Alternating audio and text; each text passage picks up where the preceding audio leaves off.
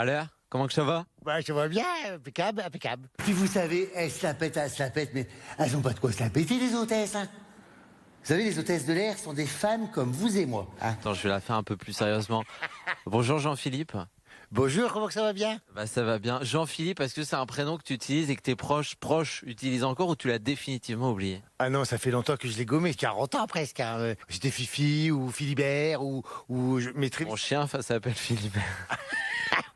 Ben, content d'avoir le même prénom que ton chien. T'étais comment avant en fait? Je crois que j'ai toujours été jovial et j'ai toujours aimé faire rire et proche de ma mère. Voilà, je pense que proche de ma mère, c'est ce qui définit ma vie. Tu viens de Maubeuge, d'un père contremaître dans le verre, d'une mère couturière, t'as vu, j'ai bien révisé.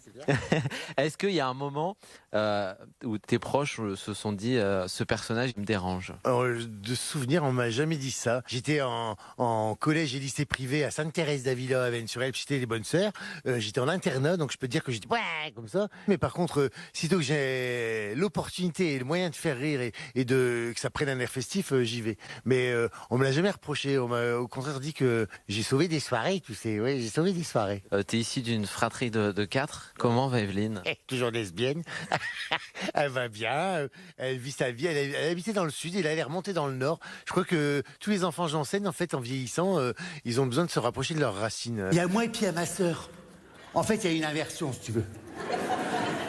Elle, c'est moi, et moi, c'est elle. Pour info, aujourd'hui, elle est chauffeur routier, moi, je suis hôtesse de l'air, hein. Ton passé steward, on va y venir, mais je crois que tes premières apparitions, il y a eu notamment À prendre ou à laisser. Toi, est-ce que tu te souviens de ta première vraie apparition, ta première confrontation au public? Ah oui, je me souviens très bien. C'était dans un petit théâtre qui s'appelait The Artist dans le 20e, du côté de Pyrénées. Je me souviens, il y avait des penderies de chaque côté et j'avais mis des petits post-it sur tous les penderies avec des épingles.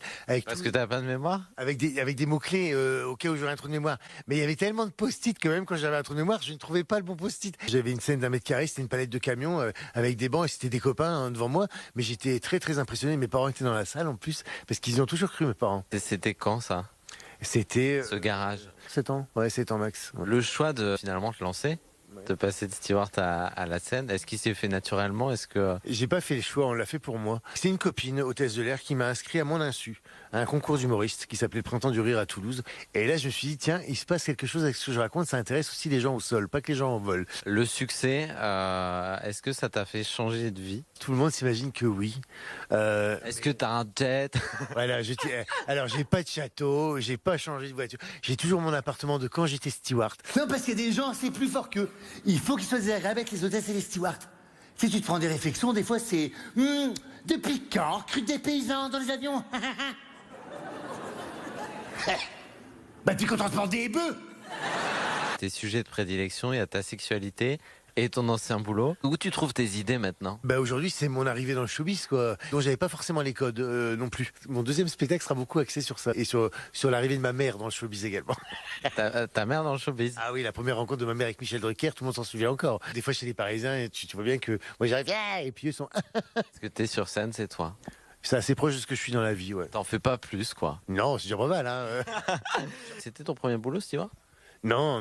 Avant, j'ai eu un magasin de fringues et après, j'ai eu un élevage de chats persans. Ta prochaine étape, c'est peut-être de te lancer dans la politique. Je crois que tu voudrais élargir les journées enfants malades. Ou j'aimerais être première dame. Ça, j'aimerais bien être première dame. Première dame, Jean-Philippe, première dame, pourquoi pas, ça peut arriver. Les hôtesses de l'air, elles ont ce qu'on appelle des journées enfants malades. C'est-à-dire que le jour où elles doivent aller travailler, eh ben ça se passe comme ça. Oui, bonjour, oui, je ne viens pas travailler, mon enfant est malade. Et voilà, c'est bon. Je dis, nous les tapettes, qu'est-ce qu'on a? Et pour finir, j'ai ramené un truc.